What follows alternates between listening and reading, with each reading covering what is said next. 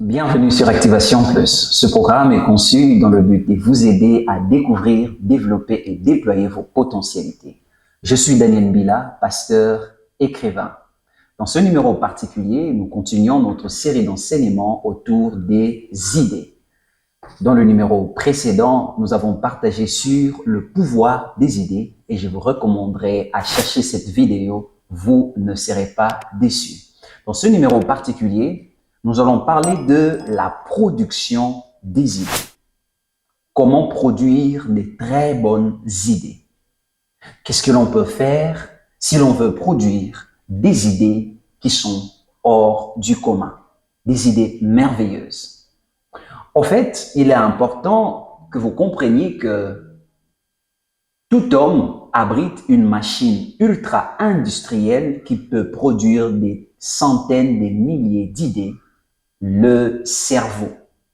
En fait, Dieu a donné tout homme un cerveau dans le but de lui rendre capable de produire des idées qui contribuent à la vie dans la société, qui contribuent à l'amélioration de la société, qui contribuent également à la bénédiction de notre entourage, mais également à notre propre bonheur. Alors voilà pourquoi, avant de pouvoir parler de la production des idées, il est important que je dise un mot sur le cerveau. Parce que pour beaucoup de gens, le cerveau, c'est simplement comme un jouet. Or, on ne devait pas utiliser le cerveau comme un jouet. La bonne façon d'utiliser votre cerveau, c'est de l'utiliser comme une machine qui peut produire des idées. Au fait, le cerveau est constitué pour un adulte d'environ 80 à 100 milliards de neurones. Et entre les neurones, on peut avoir jusqu'à 10 000 connexions neuronales. Et dans le cerveau, nous avons 5 types de mémoires. Il y a une mémoire au niveau du cortex préfrontal qu'on appelle la mémoire de travail. C'est la mémoire qui aide lorsque quelqu'un vous donne son numéro de téléphone, vous retenez dans votre tête. En fait, c'est grâce à cette mémoire-là. Mais simplement, c'est une mémoire qui est volatile, qui ne garde pas les informations pendant beaucoup de temps. La deuxième mémoire, qui est dans la famille des mémoires qu'on appelle les mémoires à long terme, c'est la mémoire perceptive. La mémoire perceptive, justement, comme le mot le dit, la perception, c'est la mémoire qui aide à stocker les informations que nous avons à partir de notre perception, de nos sens. C'est grâce à cette mémoire que même quand vous fermez les yeux, vous mettez un produit dans votre bouche, vous pouvez dire c'est du lait, c'est du sucre, c'est du chocolat. En fait, c'est cette mémoire qui vous aide à pouvoir garder ces informations. Et c'est également cette mémoire qui peut facilement vous orienter sur une odeur. Vous avez senti une odeur quelque part, vous pouvez vous dire directement, quelqu'un est en train de préparer le fond-bois. Pourquoi? Parce que cette information a été stockée dans votre mémoire perceptive. Le troisième type de mémoire dans cette famille des mémoires à long terme, c'est la mémoire sémantique.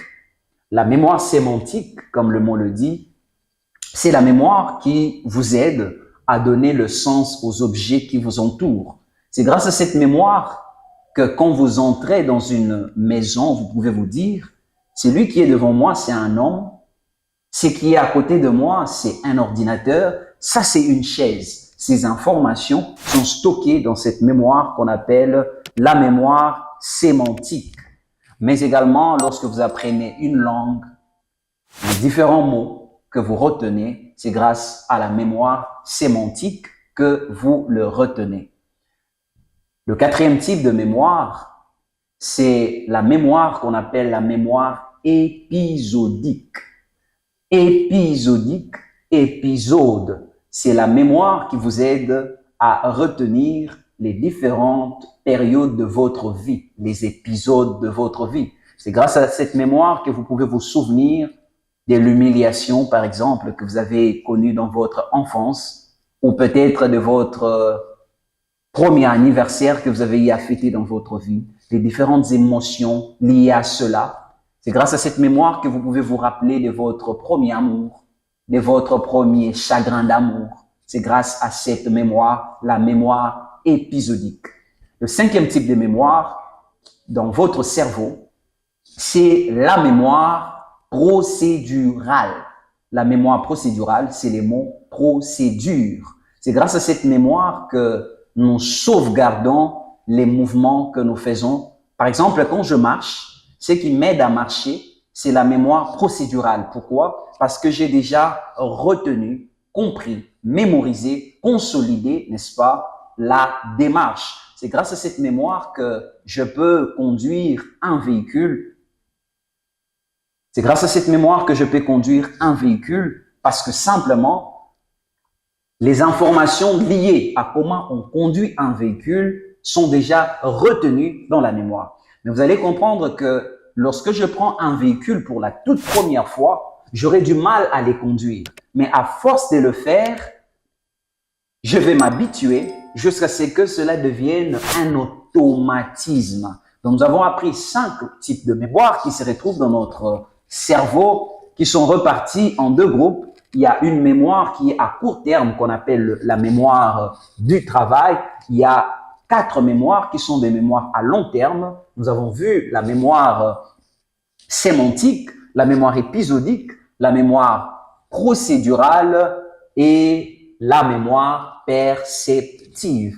Pourquoi je vous en parle? C'est pour simplement vous faire rendre compte de combien le cerveau est une machine ultra puissante, capable de réaliser beaucoup de choses. Mais qu'est-ce que vous pouvez faire si vous voulez que votre cerveau devienne très productif?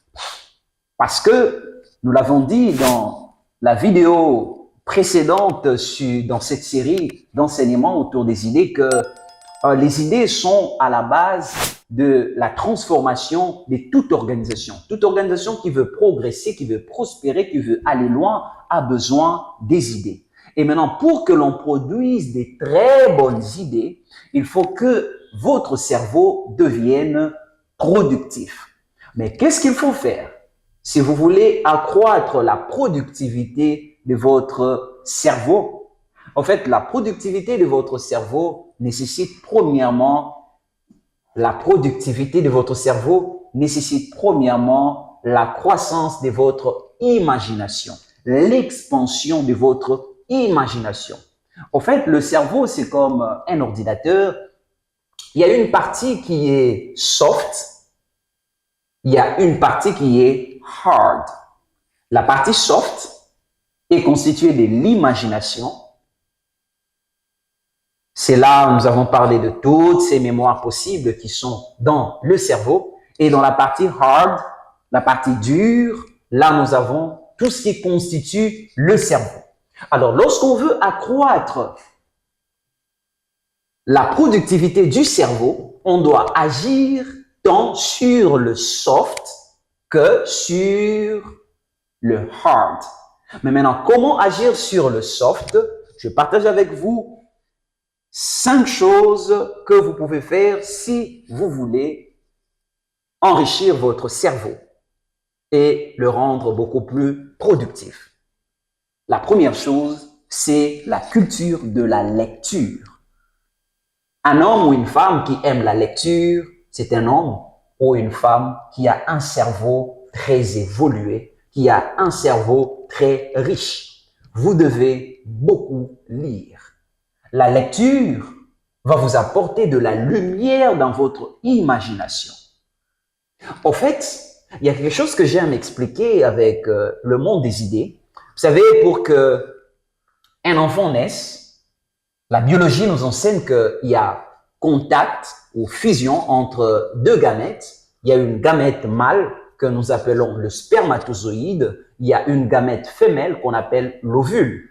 Lorsque l'ovule et le spermatozoïde se rencontrent, c'est ainsi qu'il y a la formation de l'œuf. L'œuf qui va évoluer devenant zygote, qui va évoluer devenant fœtus, jusqu'à ce qu'on va avoir un enfant. Au fait, on peut également appliquer, transposer cette biologie, n'est-ce pas, de la production des enfants dans le monde des idées. Au fait, dans tout homme, il y a toujours des idées qui planent dans notre cerveau. Et alors, lorsque je lis un livre, qu'est-ce qui va se passer? Le livre va m'apporter soit les idées qui sont mâles, qui vont se combiner avec les idées femelles qui étaient déjà dans ma tête, soit des idées femelles qui vont se combiner avec les idées mâles qui avaient déjà dans ma tête. Et qu'est-ce qui va se passer? Il va se créer de nouvelles idées qui vont m'aider.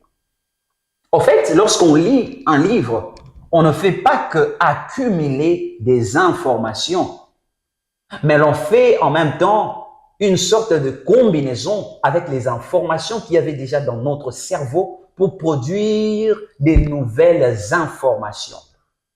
Je peux exploiter le langage économique. On dit que pour produire un bien, il faut premièrement qu'ils aient des inputs. Les inputs, c'est-à-dire la matière première. Alors, dans le monde des idées, si vous voulez également produire des bonnes idées, il faut qu'il y ait a priori des inputs. Et les inputs, ce sont les informations que vous avez dans des livres.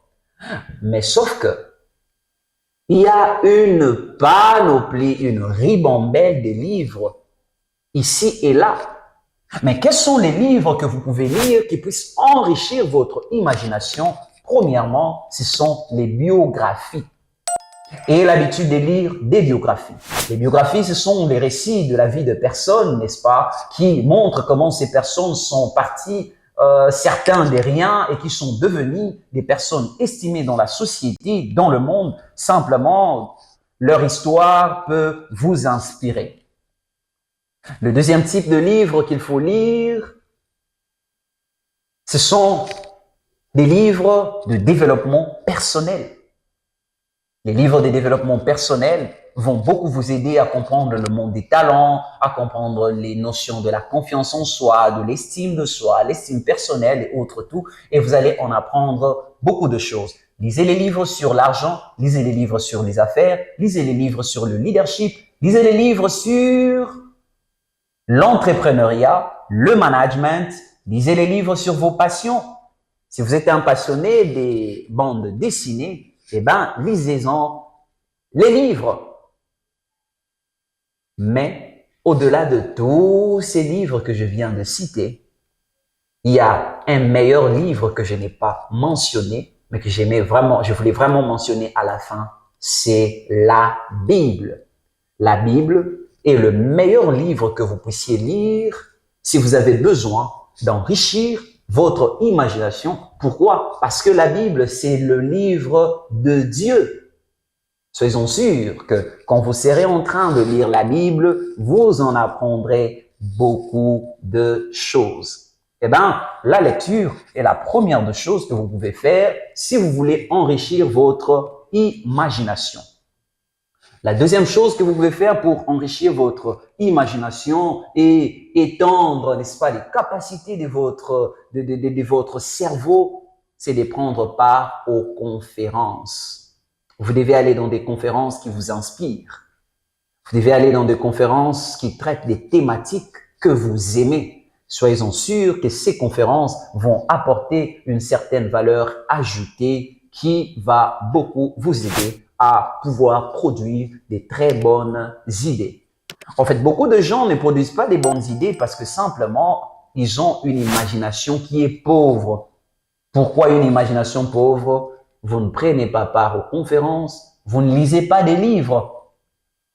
Et la troisième chose, si vous voulez enrichir votre cerveau et le rendre beaucoup plus productif, c'est de développer des compétences nouvelles.